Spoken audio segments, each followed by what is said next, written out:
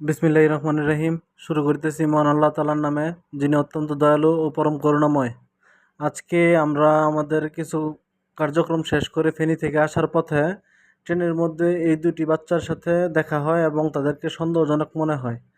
তখন আমরা তাদের সাথে কথা বলি এবং কথা বলে জানতে পারি তারা যে মাদ্রাসায় পড়াশোনা করতো ওই মাদ্রাসা থেকে পালিয়ে আসছে। তার পরিবার কেউ কোনো খোঁজ খবর জানে না। তো এখন ওদের মুখ থেকে আপনারা শুনুন, শুনে যদি কেউ পরিচিত থাকেন তাহলে ওদের সাথে যোগাযোগের চেষ্টা করুন, যাতে পরিবারের লোকজন এই বাচ্চাগুলোকে তাদের কাছে ফিরে পায়। আপনারা তাদের মুখ থেকেই শুনুন। বাবু, তোমার নাম কি? তোমার নাম কি? কালো গেঞ্জি, আলামিন। একটু জোরে বলো। আলামিন। তোমার বাসা কোন জায়গায়? বাসা ফেনি। ফেনী। তোমরা কই যেতেছিলা? মহাবাড়ি। আমার বাড়িতে।